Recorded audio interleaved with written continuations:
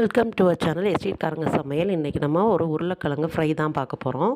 அதுக்கு நான் 1/2 கிலோ உருளைக்கிழங்கு எடுத்து வச்சுருக்கேன். அதை தோல் எடுக்காமல் குட்டி குட்டியாக கட் பண்ணி எடுத்து வச்சுக்கோங்க. இப்போ இதை நம்ம உருளைக்கிழங்கை மேரினேட் பண்ணி வச்சுட்டு அதுக்கப்புறம் தான் ஃப்ரை பண்ண போகிறோம். அதுக்கு நான் 2 தண்டு கறிவேப்பிலை, 10 பல் சின்ன சைஸு 10 பல் பூண்டை சதைச்சி வச்சுருக்கேன். அதை இதோட சேர்த்துக்கலாம். அதோட மசாலா நம்ம இப்போ ஆட் பண்ண போகிறோம். 1 ஸ்பூன் காஷ்மீரி மிளகா, 1 ஸ்பூன் சாதாரண மிளகா பொடி, 1/2 ஸ்பூன் மிளகு பொடி, 1/2 ஸ்பூன் மஞ்சள் பொடி, தேவையான அளவு உப்பு சேர்த்து இதை நல்லா கை வச்சு நல்லா பிசைஞ்சு விட போகிறோம். நல்லா எல்லா இடத்துலையுமே மசாலா படுற மாதிரி நல்லா பிசைஞ்சு விட்டுக்கோங்க. பிசைஞ்சு இதை நம்ம ரெஸ்ட்டில் வச்சிடலாம். நான் வேறு ஒரு பாத்திரத்துக்கு மாற்றிருக்கேன். நல்லா மிக்ஸ் பண்ணி விட்டுக்கோங்க. நம்ம மூடி போட்டு ஒரு 1/2 அன் ஹவர் இதை ரெஸ்ட்டில் வைக்க போகிறோம். மூடி போட்டு எடுத்து வச்சிடலாம். இப்போது அடுப்பில் பாத்திரம் வச்சு ஆயில் ஊற்றி ஹீட் பண்ணி வச்சுக்கோங்க. நான் இன்றைக்கி மொறுன்னு வேணுங்கிறதுனால கூட கொஞ்சம் ஆயில் சேர்த்துருக்கேன்.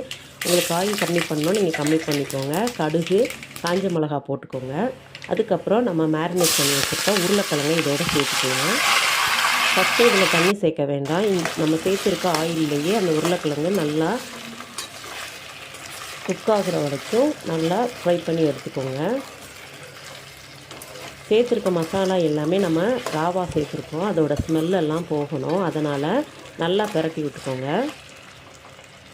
ஒரு 5லிருந்து 7 நிமிஷம் இந்த மாதிரி குக் பண்ணுங்கள். இப்போ மூடி போட்டுக்கலாம்.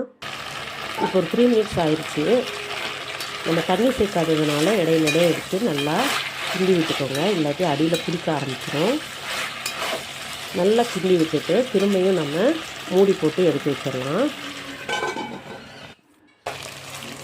இப்போ ஒரு 7 நிமிஷம் ஆயிடுச்சு. இப்போ நல்லா கிண்டி விட்டுட்டு இப்போ இந்த உருளைக்கிழங்கு பகுதி வெந்திருக்கு.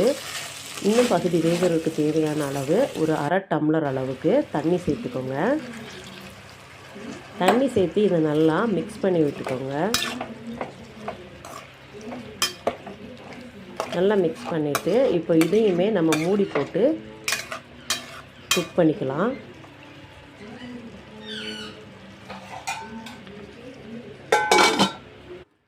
இதுவுமே ஒரு 5 மினிட்ஸ் இருக்கணும். 5 மினிட்ஸ்க்கு அப்புறம் எடுத்து நல்லா அந்த ஆயிலில் அந்த எண்ணெய் எல்லாமே போகிற மாதிரி நல்லா டீப் ஃப்ரை பண்ணிக்கோங்க.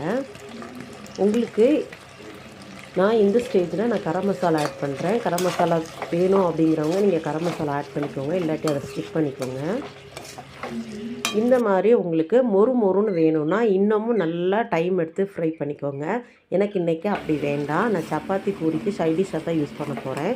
இந்த மெத்தடில் நீங்கள் செஞ்சு பாருங்கள். உங்களுக்கு பிடிச்சிருந்தால் நம்மளோட சேனலை மறக்காமல் சப்ஸ்கிரைப்